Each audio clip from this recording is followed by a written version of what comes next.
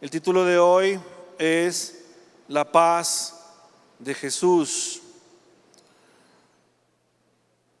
El 21 de septiembre pasado se celebró el Día Internacional de la Paz en todo el mundo.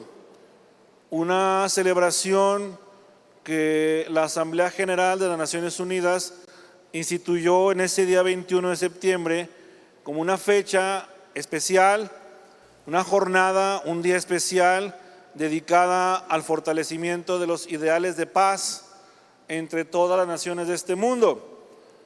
Sin importar etnia, religión, nacionalidad o alguna afiliación política, el 21 de septiembre se conmemora pues el Día Internacional de la Paz.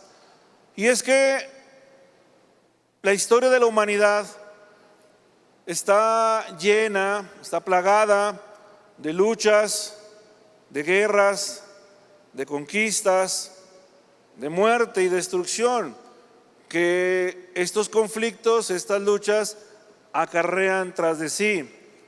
El hombre, el ser humano, al verse constantemente metido en esta dinámica, se ve obligado o se mueve a tratar de buscar acuerdos de paz, a tratar de buscar negociar entre los pueblos y entre los individuos algún pacto de paz o algún tratado de paz.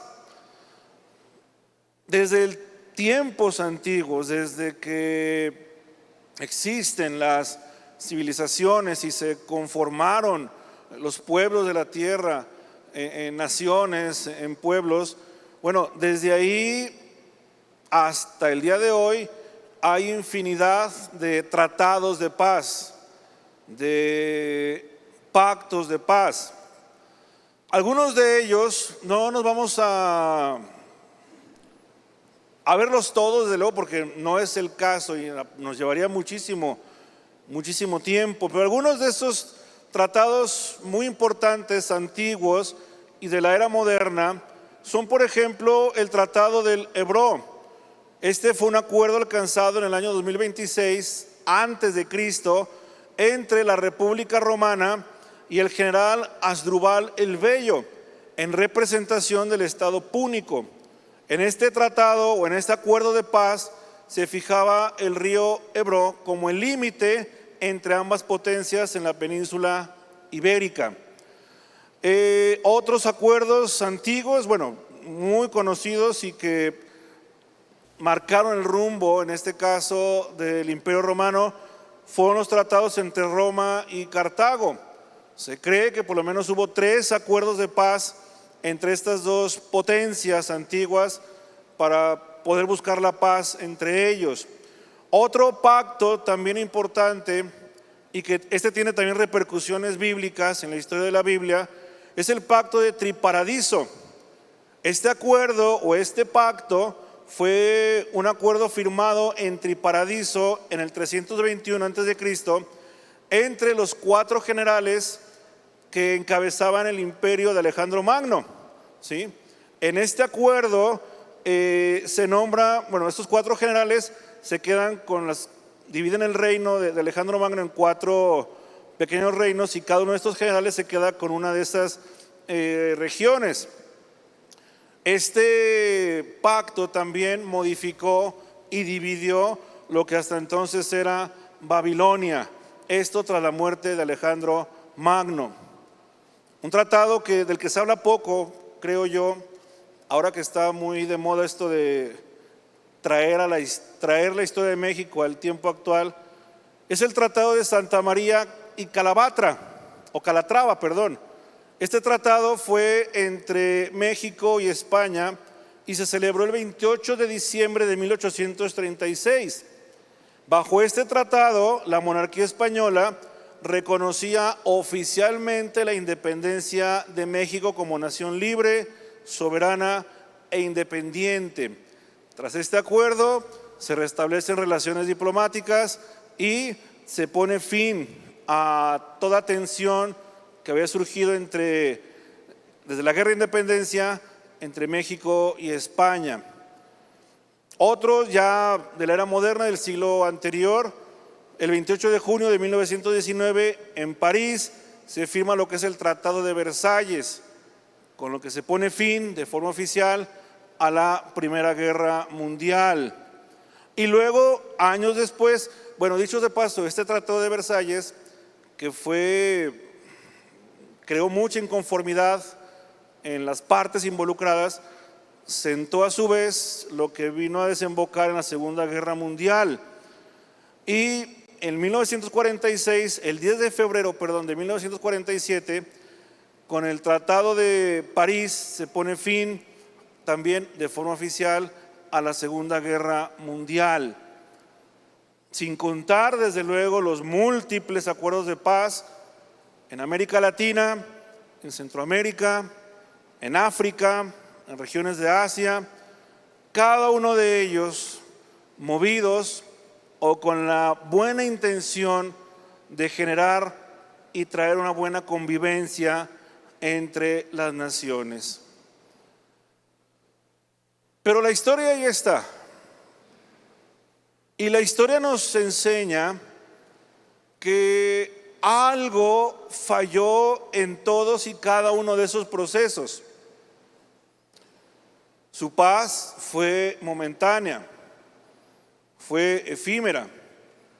En ocasiones fue una paz convenenciera y una paz injusta, como el llamado el Tratado de Versalles, del que hablábamos hace un momento. El mundo, hermanos, y las naciones del mundo buscan la paz y no la encuentran. Las personas también buscan la paz y tampoco la hallan. Porque tenemos que partir de algo. Es imposible que en un mundo caído como en el que vivimos actualmente, este mundo, en esa condición, pueda generar algo bueno como la tan anhelada paz entre las naciones y entre los individuos. Juan 14, 27, si tienen su Biblia a la mano,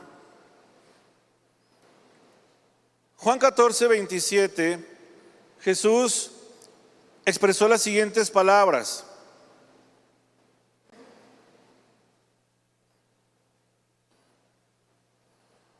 ¿Ya están ahí?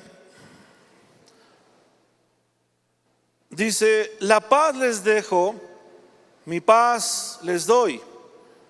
Yo no se las doy a ustedes como la da el mundo. No se angustien ni se acobarden. ¿Alguien puede decir en voz alta cómo dice la versión 60 en la parte final?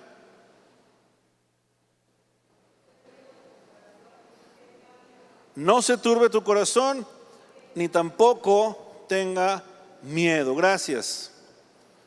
Bueno, esta es palabra de Dios. La paz les dejo, mi paz les doy. Yo no se la doy a ustedes como la da el mundo.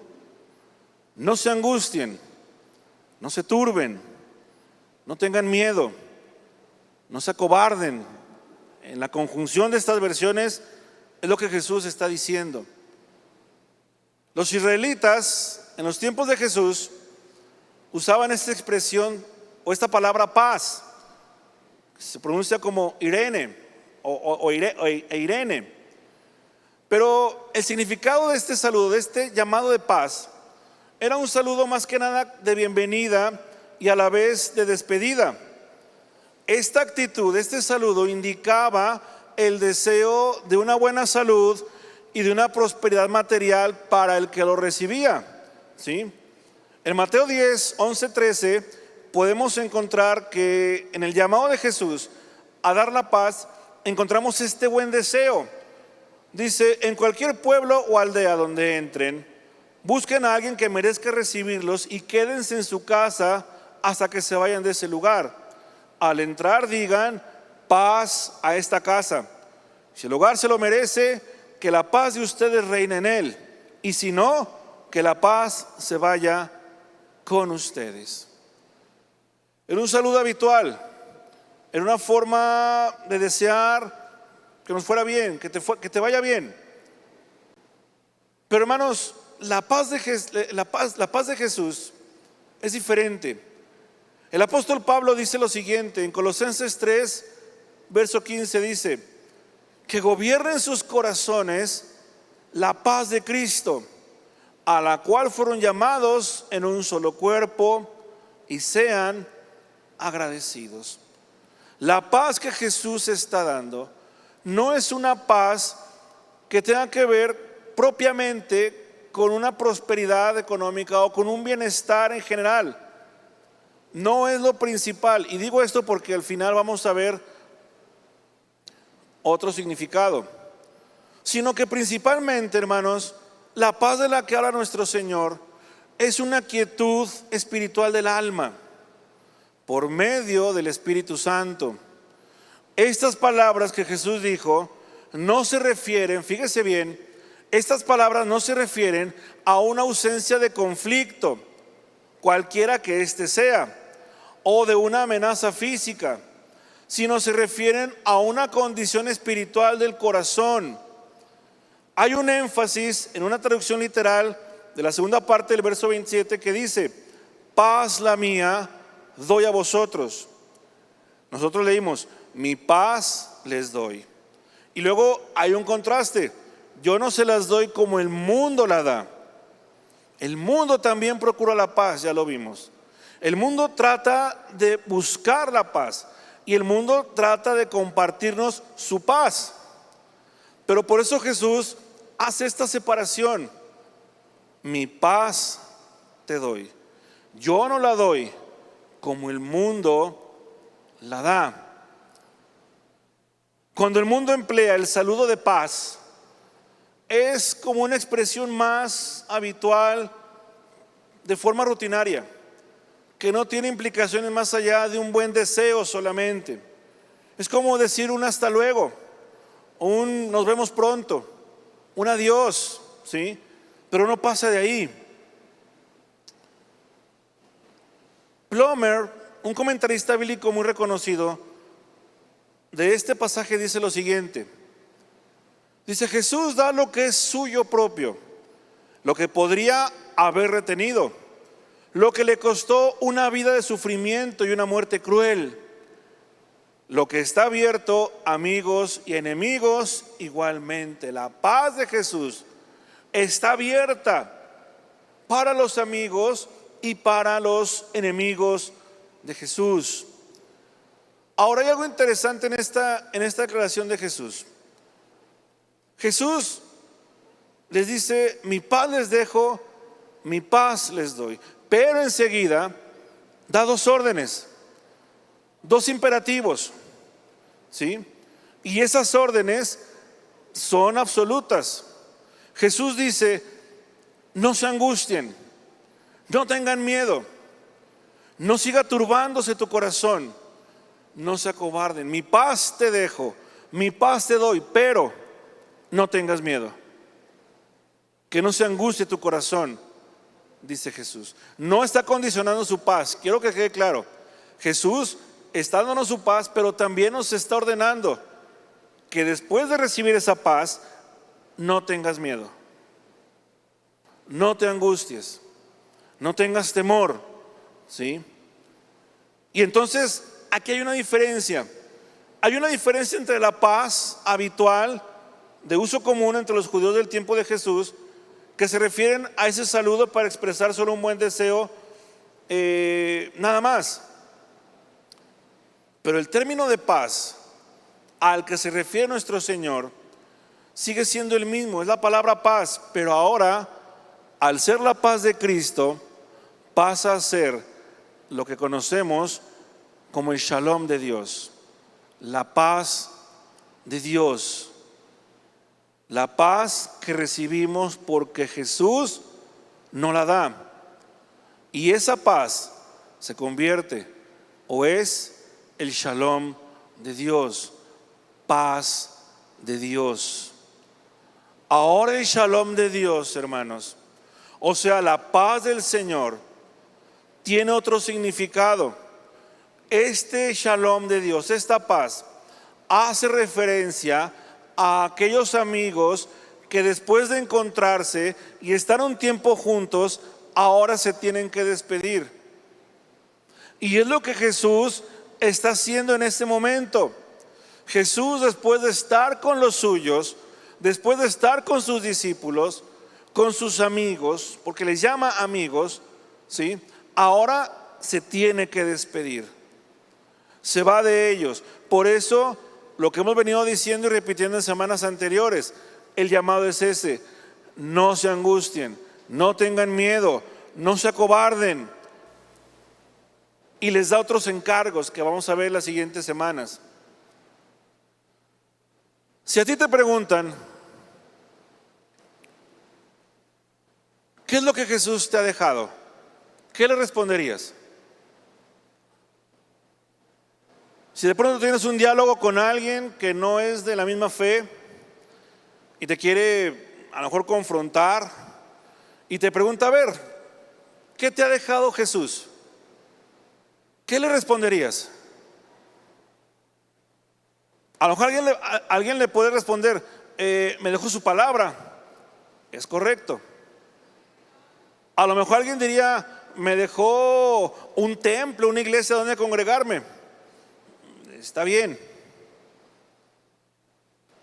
Pero ¿qué le responderías a ese alguien si te preguntara eso? ¿Qué es lo que Jesús te dejó? Hermanos, no son los templos lo que Jesús nos ha dejado. Jesús tampoco dejó riquezas así como para repartir a su pueblo. Jesús no dejó un testamento o un documento dejando bienes o algo parecido. Lo que el Señor Jesús le dejó a sus discípulos y nos dejó a nosotros son dos cosas que el mundo no te puede dar, que el mundo es incapaz de dar. Por eso la paz de Jesús es única, porque lo que Jesús nos dejó es, número uno, la presencia y el poder del Espíritu Santo. Y en segundo lugar, lo que el Señor Jesús nos dejó fue su paz. Mi paz te dejo, mi paz te doy. Esa es la paz de Dios como hijo. Es una paz completa y es una paz que confía en el amor de Dios Padre. Jesús describe muy cuidadosamente la paz como mi paz, ¿sí? Y es que fíjense bien en esto. La paz de Cristo, hermanos, es la paz de un corazón tranquilo y sin temor a pesar de lo que va a suceder. Volvemos al mismo escenario de aquella noche. ¿Dónde estaba Jesús? ¿Dónde se están dando estos hechos? Se están dando en la noche en que Jesús iba a ser entregado a las autoridades. Se están dando a horas de que Jesús vaya a la cruz. Y fíjate bien en esto, porque es increíble. En ese momento de altísima tensión para nuestro Señor, sabiendo lo que va a venir, sabiendo lo que va a enfrentar, sabiendo lo que va a padecer, Él dice: mi paz les dejo, mi paz les doy. ¿Sí? La paz de Cristo, hermanos, es el llamado, y es un llamado a no poner la mirada en el problema o en la dificultad o en el conflicto que esté en ese momento delante de ti. Porque Jesús tiene un serio conflicto, ya lo dijimos, iba a morir, y de una forma muy trágica, muy violenta. Pero Jesús no se estaba fijando en eso. Jesús tenía su mirada más allá, y hacia ese horizonte era que Él quería que sus discípulos también tuvieran esa mirada.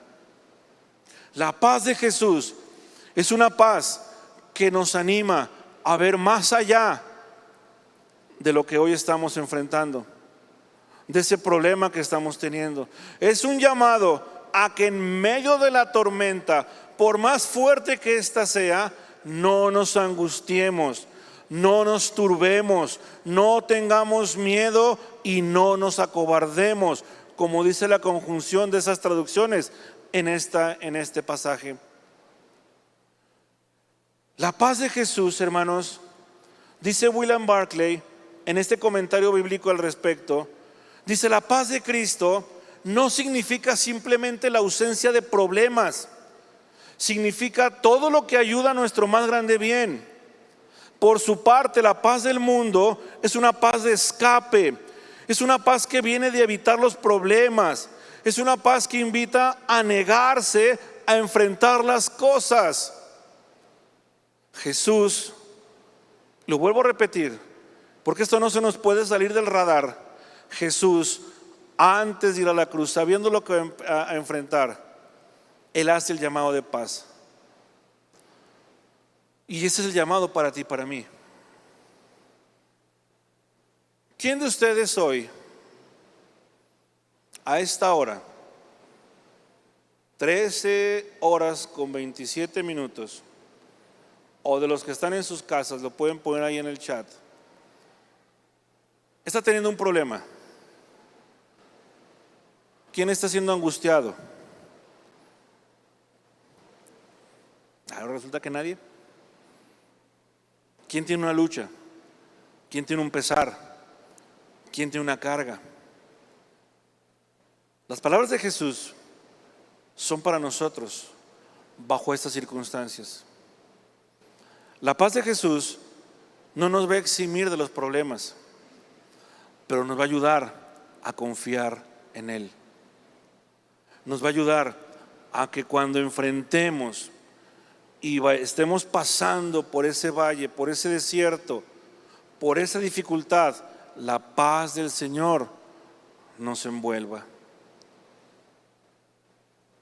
Isaías 53, 4 y 5. Si pueden buscarlo en sus Biblias, es un pasaje muy conocido. Isaías 53, 4 y 5. Esta es la parte central de esta reflexión y ya casi el final. Fíjense bien lo que dice el profeta. Ciertamente llevó Él nuestras enfermedades y sufrió nuestros dolores, y nosotros le tuvimos por azotado, por herido de Dios y abatido. Mas el herido fue por nuestras rebeliones, molido por nuestros pecados. El castigo de nuestra paz fue sobre Él, y por su llaga fuimos nosotros curados. Isaías está viendo la imagen del Mesías que le está siendo revelada por el Espíritu Santo. Isaías está viendo que el Mesías, o sea, Cristo, nuestro Señor Jesucristo, está tomando nuestro dolor sobre sí. Hermanos, quizás lo sabes, lo debes de saber. Nos lo han enseñado un montón de veces, pero quiero enfatizarlo otra vez hoy. Cristo, nuestro Señor Jesucristo, hizo de nuestras enfermedades sus enfermedades, hizo de nuestras dolencias sus dolencias, como si fueran de Él. Y esa es una imagen impactante. Jesús toma nuestras enfermedades y nuestros dolores, y lo que el profeta está viendo, si lo pudiéramos traducir estas palabras en imágenes, lo que el profeta está viendo es que ese Mesías, ese Jesús, está tomando nuestras enfermedades, tomando nuestras dolencias, y la proyección que ve Isaías es la de alguien que al tomar eso lo carga sobre sí, se lo pone sobre sí, carga con ello, y cargando con ello camina a la cruz. Pero hay un hecho aún más increíble quizá que de todo esto. En ese acto de amor, en ese caminar hacia la cruz de nuestro Señor, dice que el castigo de nuestra paz también recayó en Él. Y esa paz que Jesús nos da con su sacrificio es la paz que nos reconcilia con Dios el Padre. Es la paz del perdón. Cuando tú le entregas tu vida a Cristo, cuando reconoces tus pecados y le entregas tu vida a Cristo, entonces Él te da su paz. Es una paz que ahora reconcilia. Es una paz en la que ya no hay enemistad. Jesús con su vida pagó para que esa paz tú y yo hoy la pudiéramos tener. Y eso desencadena muchas cosas más. Se vuelve una paz integral. Es una paz que nos reconcilia, sí, pero también es una paz de la mente. Es una paz del espíritu. Es una paz del alma. Quiero terminar con lo siguiente.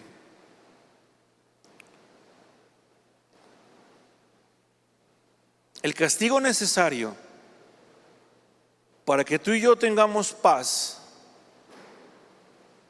el castigo para que eso sucediera, cayó sobre Jesús. El shalom de Dios, la paz que ahora Jesús con su sacrificio nos ha dado, ya no nada más es un concepto que tiene que ver con nosotros en lo interior. Quiero que entiendas esto porque es bien importante. Ya no nada más es un concepto que nos da paz en nuestro corazón. Cuando Jesús murió ahí en la cruz, ¿sí?, esa paz se volvió una paz integral. Se volvió una paz que ahora que corre hacia adentro y también hacia afuera de nuestras vidas. ¿Qué quiero decir con esto? Fíjense bien, en el Salmo 69, 22, la palabra shalom se traduce como prosperidad o bienestar según la Nueva Versión Internacional. En el Salmo 38, 3, la palabra shalom se traduce como descanso también en la versión NBI. En Génesis 43, 28, la palabra shalom se traduce como tener una buena salud o encontrarse bien, dice la NBI. El castigo y la pena necesaria para tener paz, la paz de la reconciliación con Dios, para tu bienestar, para tu descanso y para tener una buena salud y para tener una prosperidad, entendida este concepto como aquella parte en donde todas tus necesidades básicas están cubiertas y a partir de ahí puedes dar. No la prosperidad que hoy se predica, no, esa no. Todos esos elementos, quiero que te fijes bien en esto: el bienestar, el descanso, la buena salud, la prosperidad para poder dar. Todo ello está encerrado en la palabra shalom, paz de Dios. Por eso Jesús dijo: mi paz te doy. No es tu paz que tú conseguiste porque resolviste tu problema y ya tienes paz. No es tu paz porque estás tomando tés y contando ovejitas y lo que sea para poder dormir bien. No, la paz de Jesús es su paz. Y esa paz, ¿sí?, Él nos la da. Y esa paz, al ser el precio de su vida, se convierte en una paz integral, en una paz que todo lo envuelve. Hermanos, Qué maravilloso es nacer de nuevo en Cristo, ¿no creen? Amén. Y qué maravilloso es vivir una vida nueva delante de Dios, ¿o no? Así es. Amén. Amén. Pero ¿saben qué? Muchos cristianos se van a ir al cielo, pero hasta el último día de su vida vivirán una vida de temores, vivirán una vida de angustias, vivirán una vida de tristezas, vivirán una vida de constante miedo. Son hermanos, son cristianos que jamás se podrán sacudir ese miedo. La paz de Jesús no nos quita de los problemas, cualquiera que estos sean. Eso lo quiero enfatizar y dejarlo muy claro, porque esa es una verdad del Evangelio. La paz de Jesús nos anima, nos anima, nos anima a que aún en medio de esos problemas estemos firmes. El shalom de Dios es único, es total y es integral, hermano. El shalom de Dios es tu paz completa, la que te da Jesús. La paz para que tengas un buen bienestar, la paz para que tengas un buen descanso, la paz que tengas una buena salud y desde luego la paz del perdón de nuestros pecados. Y el único que nos puede dar una paz perfecta en medio de cualquier tormenta es aquel que la compró con su vida y que ahora te dice y nos dice: mi paz te dejo, mi paz te doy.